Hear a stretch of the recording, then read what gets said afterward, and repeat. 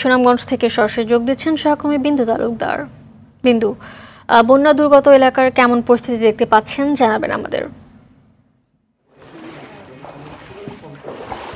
ধন্যবাদ মালিহা। যেমনটা বলছিলেন, সুনামগঞ্জে বন্যা পরিস্থিতি উন্নত হয়েছে, নদী এবং হাওরের পানি হ্রাস পাচ্ছে। তবে নদীর পানি এবং হাওরের পানি হ্রাস পাওয়ার সাথে সাথে দুর্ভোগ দেখা দিয়েছে। সংবাদে যেমনটা বলছিলেন, বিভিন্ন এলাকার ক্ষতিগ্রস্তদের সাথে আমরা কথা বলে যেমনটা জানতে পেরেছি, পানি কমার সাথে সাথে বসতভিটা বেশি উঠছে। অনেকেই বাড়ি ফেরার চেষ্টা করছেন, আবার অনেকেই সহসায় ফিরতে পারছেন না, বলছেন আরও কয়েকদিন লাগবে।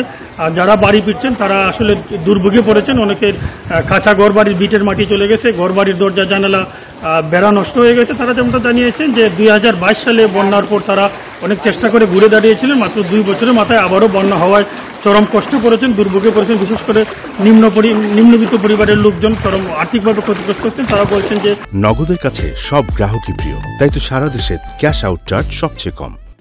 একদিকে বন্যার ক্ষতি, অন্যদিকে বসতভিটা এবং কাঁচা ঘরবাড়ি ক্ষতিগ্রস্ত হয়েছে। 2 বছর আগে বন্যায় ক্ষতি পুষিয়ে নিতে অনেক চেষ্টা করেছিলেন, ঘুরে দাঁড়িয়েছিলেন, কিন্তু 2 বছরের মাথায় আবার বন্যা পরিস্থিতি সৃষ্টি হয়। তারা চরম আর্থিকভাবে ক্ষতির সম্মুখীন হয়েছেন।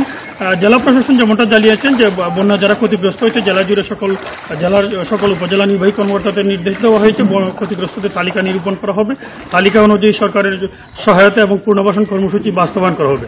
আমরা স্থানীয়দের সাথে কথা বলি, যেমনটা বলেছেন যে বন্যার পরে পুনর্বাসন প্রক্রিয়া 2022 সালে যেমনটা হয়েছিল, যে কিছু টিন এবং কয়েক হাজার টাকা দিয়েছিল। তারা জানিয়েছেন যে এই স্বল্প টাকা এবং টিনে আসলে ঘরবাড়ি মেরামত করা সম্ভব হয় না। তাই সরকারের উদ্যোগ সঠিকভাবে পুনর্বাসন কর্মসূচি বাস্তবায়ন, যাতে বন্যার ক্ষতিগ্রস্তরা বারবার যারা ক্ষতিগ্রস্ত তারা ঘুরে দাঁড়াতে পারবে এবং তাদের কাঁচা ঘরবাড়ি মেরামত করতে পারে। মালিহা, ধন্যবাদ আপনাকে।